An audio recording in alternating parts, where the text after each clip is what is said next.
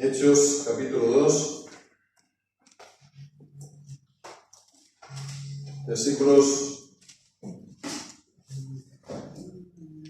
37 hasta el 40. Y dice así la palabra del Señor: Entonces, al oír esto, fueron compungidos de corazón y dijeron a Pedro y a nosotros apóstoles: varones hermanos, ¿qué haremos?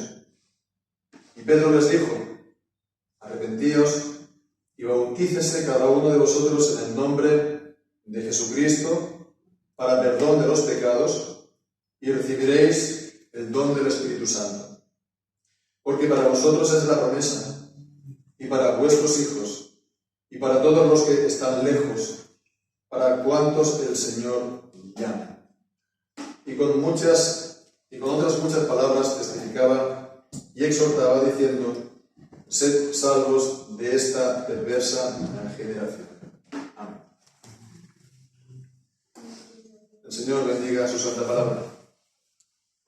La semana pasada pues estuvimos considerando este sermón de Pedro, el mensaje que dio en el día de Pentecostés. Y bueno, pues a partir del versículo 37 lo que hemos leído son las palabras del narrador. Es, digamos, ya la conclusión, el resultado de este sermón, ¿no? Y bueno, pues ¿qué queremos los predicadores cuando se predica la palabra de Dios, sino que ella lleve fruto? Pues aquí tenemos el ejemplo del fruto de la predicación de Jesucristo. Estuvimos viendo cómo Pedro estuvo predicando a Jesucristo, cómo, pues, primeramente explicó lo que había ocurrido, ese descenso del Espíritu Santo en lengua de fuego, como el cumplimiento de la palabra anunciada por los profetas en el Antiguo Testamento, particularmente por Joel.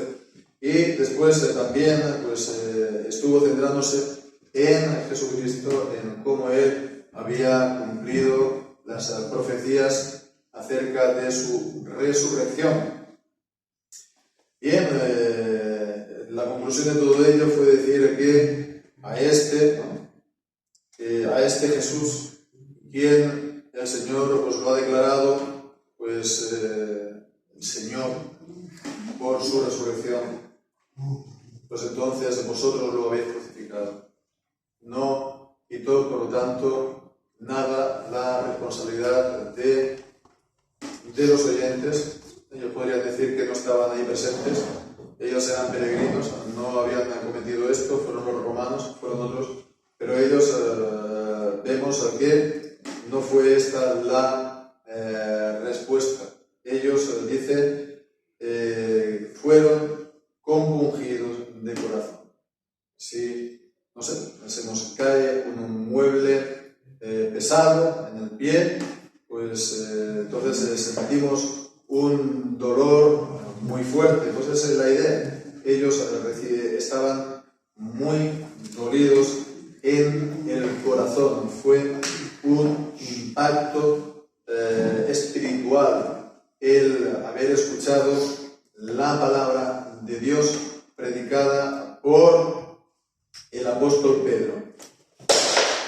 Y vemos que esto no solamente se quedó en un sentimiento, lo sentimos, ¿no? Me sabe mal, ¿no? Sino que esto también trajo consecuencias.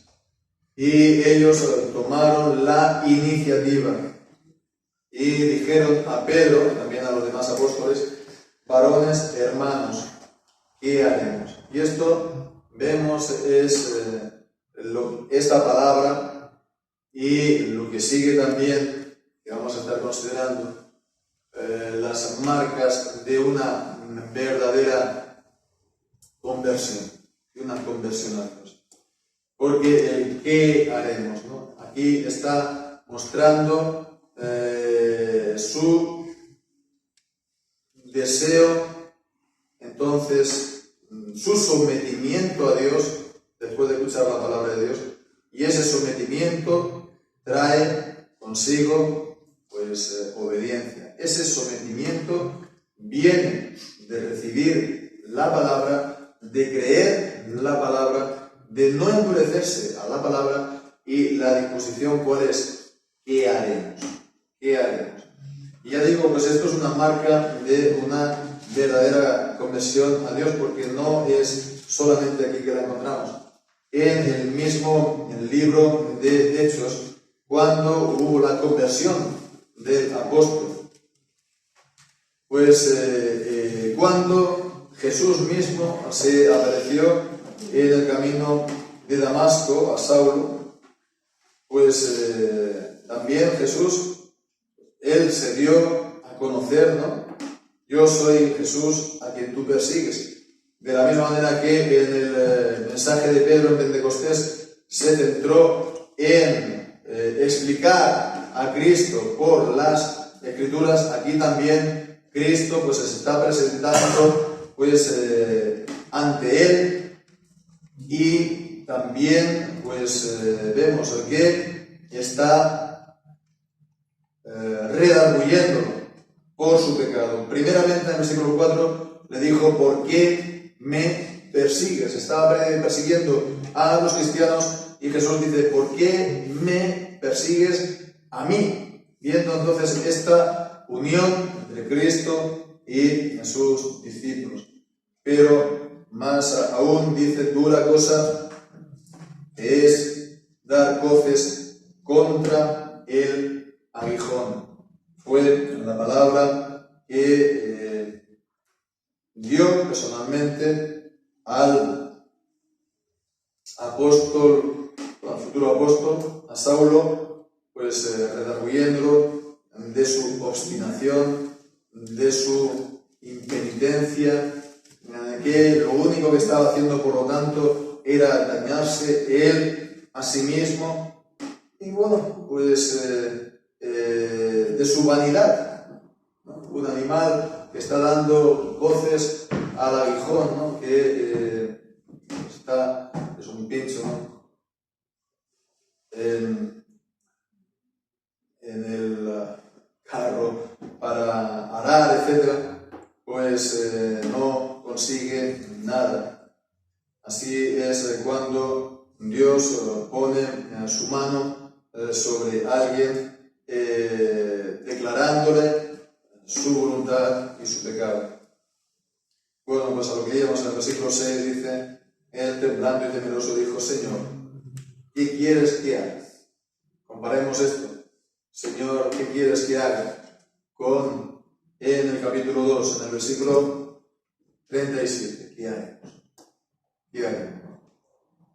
Cuando uno ya se siente perdido, cuando uno ve que realmente es culpable, que no puede hacer nada, ya se espera entonces a Dios: ¿qué haremos? ¿No? Y entonces la palabra de Pedro: arrepentíos y bautícese cada uno de vosotros en el nombre de Jesucristo para perdón de los pecados, y recibiréis el don del Espíritu Santo. Antes de pasar entonces a estar viendo estas palabras, ¿no? Pues quedémonos con esto. Una verdadera conversión viene también de ahí, del deseo de someterse a Dios, del deseo de, bueno, pues de hacer su voluntad, de esperar solamente en Él, ¿no? Y de depender completamente de Él. No se puede hacer otra cosa. Eso es una verdadera conversión. Y esto entonces es también lo primero que dice el apóstol Pedro: arrepentíos. Arrepentíos. Y este arrepentimiento entonces no es, entonces, como hemos dicho, un mero, lo siento, me sabe mal, ¿no? Un mero sentimiento, ¿no? Tampoco es, pues no sé, un ritual, ¿no? Un ritual, y estamos ahora pues en esta semana llamada Santa, ¿no? O Pascua, o como se quiera llamar, que bueno, hoy en día, viernes, normalmente no se come carne, ¿no? Entonces, esto es el señal tal vez de contrición, no sé, ¿no? O de arrepentimiento. Entonces vemos aquí eso es cómo se concibe el arrepentimiento en esos lugares, ¿no? Y al final, pues acaba esto siendo algo, pues no sé, algo folclórico, algo típico, ¿no? De nuestros días, de estos días de Semana Santa, el no comer carne, ¿no? Pero bueno, beber vino no hay ningún problema, ¿no? O hacer todos los pecados de cada día tampoco, ¿no? Entonces, esto no es el arrepentimiento que quiere Dios. ¿Qué es el arrepentimiento que quiere Dios? La palabra en el original viene a decir un cambio de mente, metanoia, un cambio en el interior. Ese es el verdadero arrepentimiento que dice también Romanos al capítulo 12. Romanos al capítulo 12, de ser transformados desde vuestro interior. Porque, por la palabra de Dios, todos tenemos entonces unos esquemas ya hechos, ¿no? De nuestra propia manera de ser, ¿no? De nuestra educación, de los valores que hemos recibido, etcétera, etcétera, del mundo, pero esto no es la palabra de Dios. Entonces, la conversión a Dios es ser transformado por el interior. Si no hay esa transformación interior, por mucho pescado que comas el viernes, o por muchos huevos, o por muchos, no sé, flagelaciones, o pues, no sé, conocí una vez a una señora que antes de su conversión, cuando era todavía baptista, pues se mortificaba poniéndose garbanzos duros en el zapato, ¿no? Y cosas así. Bueno, eso no hace nada, como tampoco hacer, pues no sé, peregrinaciones aquí, pues de rodillas por la calle, ¿no? O los había visto también, ¿no? Supongo que lo siguen haciendo los filipinos, ¿no? Que incluso hay gente que se crucifica, ellos mismos, no creo que se vayan a morir, ¿no? Pero que se clavan en palos, ¿no? Como si fuera Jesús, para tal vez expiar su pecado. Esto no es un verdadero arrepentimiento, en todo caso no sirve absolutamente de nada. Entonces, vemos esta confesión de pecado que hace, este sometimiento y después también este cambio desde el interior por la palabra de Dios. Pero fijémonos ahora también en lo que dice, ¿no? Y esto es, bueno, aquí ya vamos a entrar en materia que, bueno, lo hemos estado pues, tratando desde principios de febrero acerca del bautismo infantil y todo lo demás. Sale aquí la palabra también, el tema del bautismo. No vamos a incidir mucho en ello, ya hemos hablado, creo, suficientemente de una manera y de otra. Pero en todo caso vemos a qué está ligando el arrepentimiento, el bautismo y también el don del Espíritu Santo, ¿verdad? Bien, vale. El arrepentimiento, el bautismo para perdón de pecados, la tercera cosa. Y la cuarta, entonces, recibir el don del Espíritu Santo. En el versículo 39, además, está la palabra acerca de la promesa para vosotros y vuestros hijos. Bueno, pues entonces aquí hay unas cuantas cosas que ver. Entonces vemos, se arrepienten y dice, bautícese cada uno de vosotros en el nombre de Jesucristo para perdón de los pecados. Primero, cuando dice bautizarse en el nombre de Jesucristo, esto no significa el nombre de Jesucristo la fórmula del bautismo, ¿no? La fórmula del bautismo nos la dio Jesús en los evangelios, particularmente en Mateo, ¿no? Y enseñar, instruir o hacer discípulos a las naciones, ¿no? Bautizándolos en el nombre del Padre, del Hijo y del Espíritu Santo, un bautismo trinitario. Y esto es porque sabemos que hay sectas, no solo Jesús, ¿no? Que hacen de esto pues su punto de división, ¿no? Por eso son heréticos en este punto, porque hacen el bautismo solamente en el nombre de Jesús, es decir, que además rechazan también la enseñanza de la Trinidad. Pero no es en absoluto esto, sino que es el bautismo trinitario, pero que de este bautismo, ¿cuál es? Cristo. Es un bautismo, pues, para Cristo, como también lo encontramos esta misma expresión en el Nuevo Testamento, ¿no? Literalmente. Entonces, es el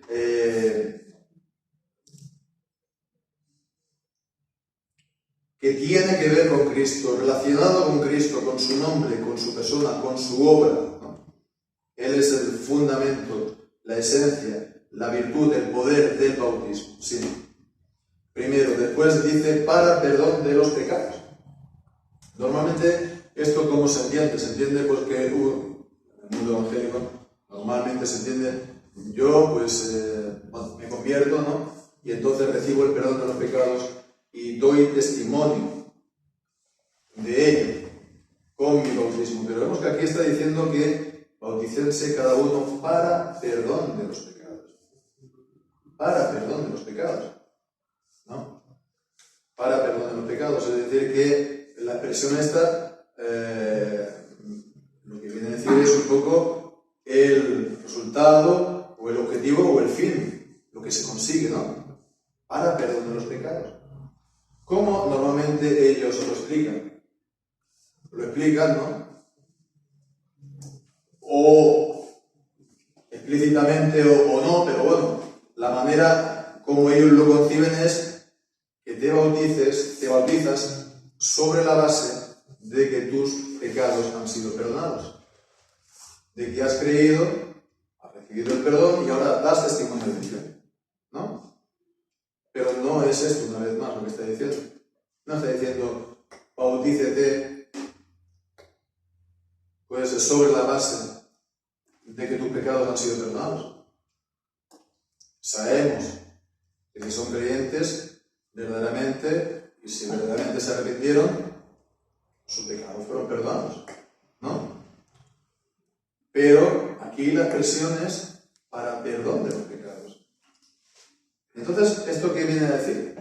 Que también es una expresión, bautícese para perdón de los pecados, lo que nos muestra claramente es que es el valor del bautismo, o su significado. Es decir, que el bautismo es una promesa de Dios. ¿Una promesa de qué? De perdón de pecados. Una promesa de perdón de pecados. ¿No? De la misma manera que la circuncisión era una promesa de la justicia de la fe, ¿no? ¿Abraham fue justificado por la fe al ser justificado? No. ¿Al ser circuncidado quiere decir? No. ¿Verdad? Pero ese es el significado de la circuncisión, Romanos 4:11. Era entonces una promesa de esa justicia de la fe. Sus pecados habían sido perdonados antes y entonces recibió la circuncisión como señal, como sello de esa justicia por la fe. Por lo tanto, entonces, aquí también los verdaderos creyentes que se han realmente convertido han recibido ya el mismo perdón de pecados, pero el bautismo lo que significa es una promesa de perdón de los pecados. Por eso decimos que es un sacramento, porque es una promesa divina de perdón de pecados. De perdón de pecados, de purificación, ¿no? De purificación espiritual, ¿no? Eso, no una purificación ritual, sino una purificación interior, de estar unidos a Cristo en su muerte, en su resurrección, ¿no? Es decir, es una promesa de salvación, al final, ¿no? Una promesa de salvación. A los que verdaderamente se han convertido, pues entonces le viene para confirmar eso. Para confirmar, de la misma manera que pues, Abraham creyó y le fue confirmado con eso, con esa circuncisión, los creyentes ahora son confirmados con esta señal, ¿no? Pero eso es lo que significa. El bautismo es para perdonar los pecados, ¿no? Entonces, creo que esto es también una cosa que está bastante clara. Y por último, pues recibiréis el don del Espíritu Santo. Y de la misma manera entonces que está ligando el bautismo con el perdón, pues aquí está ligando el bautismo con recibir el Espíritu Santo. ¿Qué vemos en la Escritura?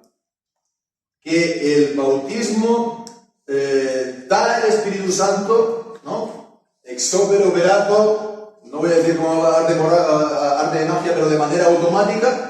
En el libro de los Hechos no. En el libro de los Hechos no.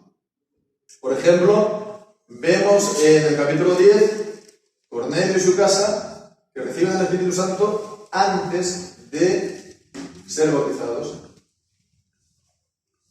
En el capítulo 8 vemos al eunuco etíope que fue bautizado y no se nos dice que hubiera recibido el Espíritu Santo de manera visible, con lenguas, etcétera, etcétera, ¿no? Como Cornelio.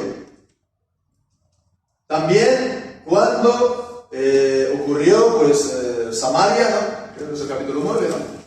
Capítulo 8, capítulo 9, en Samaria, también, primeramente, creyeron, fueron bautizados, y hubo, digamos, un tiempo para después haber recibido el Espíritu Santo, ¿no? Así que vemos aquí en el libro de Hechos, en el Nuevo Testamento, el Espíritu Santo no está ligado al bautismo, en el sentido de que lo sigue automáticamente, que como si fuera una especie de rito, un encantamiento, ¿no? No, es una promesa de Dios, pero Dios es soberano y Dios actúa de una manera o de otra con cada uno, ¿verdad? A un tiempo u otro tiempo. En todo caso, vemos que, primero, para creer en Cristo y para convertirse, eso tiene que ser por el Espíritu Santo. Es la obra del Espíritu Santo. Si el Espíritu Santo no actúa en el interior de la persona por la palabra, sí, pero también directamente en su corazón para abrirlo, no se va a convertir, ¿verdad? Entonces, el Espíritu Santo también está a la obra antes también, ¿no? Para la salvación antes, el bautismo en este caso, ¿no? Y bien, al recibir el Espíritu Santo no significa, por lo tanto, recibirlo siempre, con estas señales de las lenguas, ¿no? Milagrosas, ¿no? Todo aquel que crea verdaderamente en Cristo, que se haya arrepentido, que obedezca a la palabra de Dios, por el Espíritu Santo. ¿Qué hacer entonces de las lenguas? Bueno, ya lo vimos hace dos mensajes, ¿no? En el libro de los Hechos. Todo el significado el descenso del Espíritu Santo, el hablar en lenguas, etcétera, etcétera. Que eso tuvo ese valor de señal en aquel tiempo, ¿no?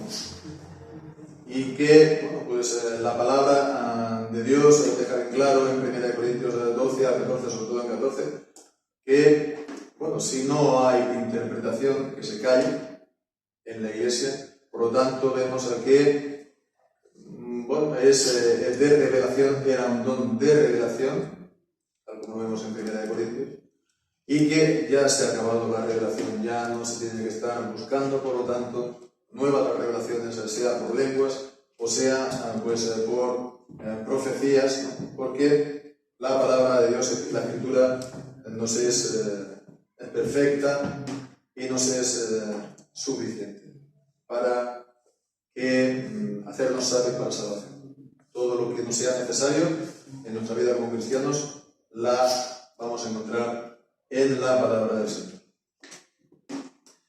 Bien, entonces, en todo caso, vemos, ¿no?, que se está prometiendo el perdón de pecados, se está prometiendo, por lo tanto, la purificación, se está prometiendo todo esto por el Espíritu Santo.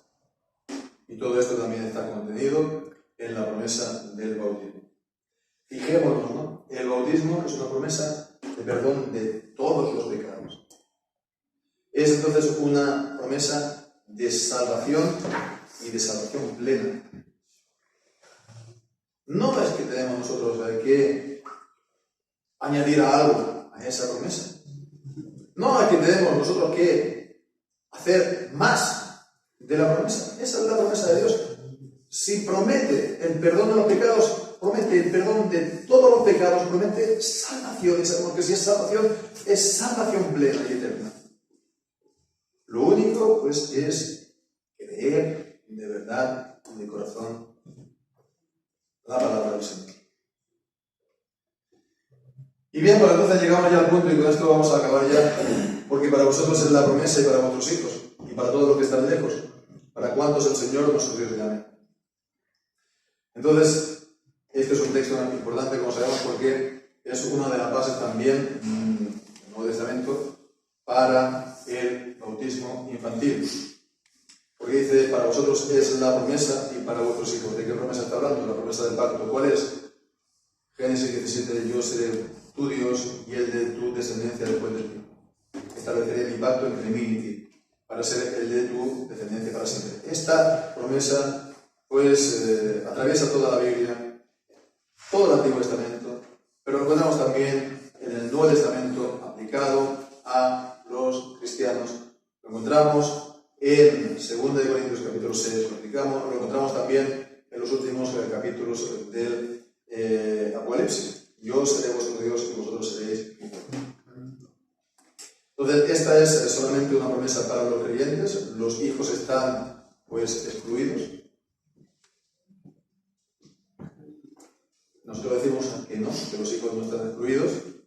Sabemos que los hermanos bautistas dicen que sí, en particular incluso aquellos que son los bautistas particulares, ¿no? Pues, y dicen que no, que esto no es una promesa, o que a partir de esta palabra no se puede llegar de ninguna de las maneras al bautismo. Nosotros decimos que sí, que si Dios da esa promesa a los padres creyentes y se la da a los hijos creyentes, entonces se sigue, se deduce, se concluye que los hijos han de recibir el bautismo, que es la señal de esa promesa. ¿No? Si le da ya la promesa, pues le tienen que dar la señal de la promesa, ¿no? Lo que pasa es que ellos no conciben entonces el bautismo en términos de promesa. Esa es otra cosa, ya lo hemos visto, pero no es así. Es una promesa visible.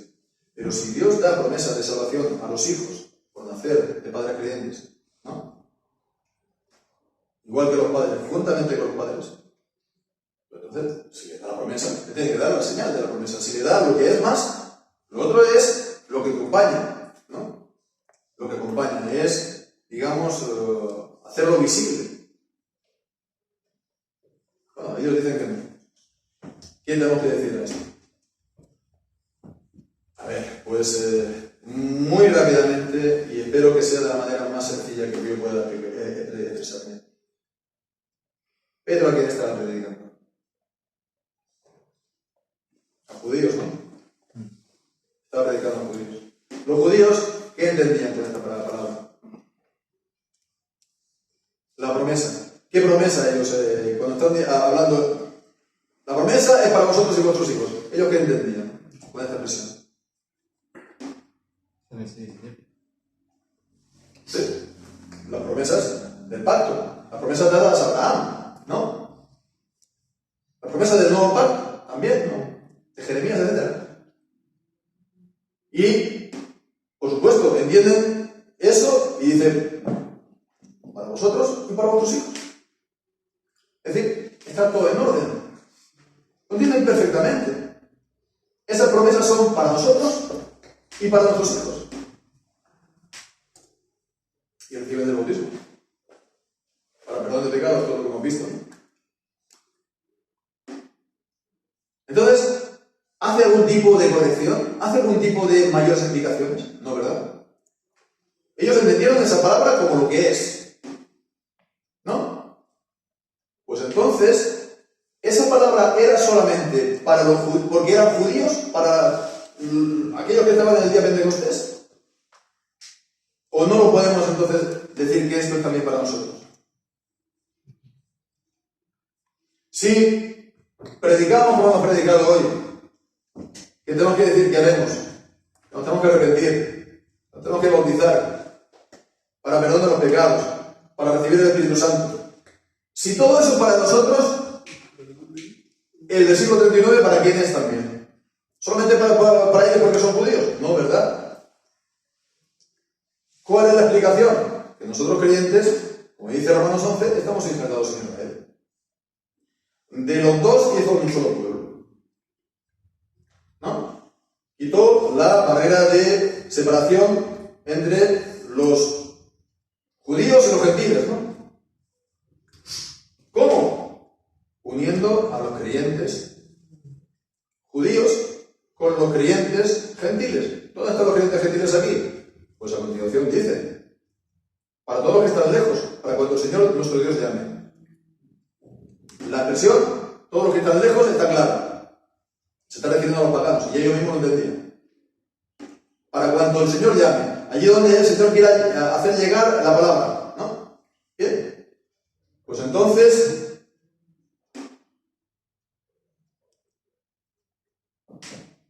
esta palabra también es para nosotros. La promesa es para nosotros, es también para nuestros hijos. Eso, pues, se marcaba con la circuncisión, como muy claramente también enseña el libro de los Hechos y la carta a los Gálatas. Los cristianos no tenemos que circuncidar, pero sí que tenemos que bautizarnos, ¿no? La circuncisión era la entrada, sin ningún tipo de duda, la entrada en el pueblo de Dios del Antiguo Testamento. ¿Cuál es la entrada en la iglesia? El bautismo. Y esto los mismos hermanos bautistas, ¿no? ¿Quiénes son miembros de la iglesia evangélica? Aquel que ha recibido el bautismo. Según ellos, por inmersión de adulto, lo que sea. De acuerdo, muy bien, no discutimos esto. Pero el bautismo es la entrada en la iglesia. El bautismo es la entrada del pueblo de Dios. La palabra de Dios dice que no nos tenemos que circuncidar, nos tenemos que bautizar. Y el bautismo tiene exactamente el mismo valor en cuanto a la salvación, promesa de Dios, y también la entrada al pueblo de Dios. Por lo tanto, conclusión, que si la promesa para nosotros, nuestros hijos, esto significa que nuestros hijos también tienen que recibir esa promesa por medio del bautismo. Bien, pues espero que esto también pues, nos pueda ayudar y tal vez si el Señor también quisiera usarlo también para que otros hermanos puedan seguirlo claramente. Y con otras muchas palabras testificaba y exhortaba diciendo: sed salvos de esta perversa generación. Amén. Que el Señor bendiga a sus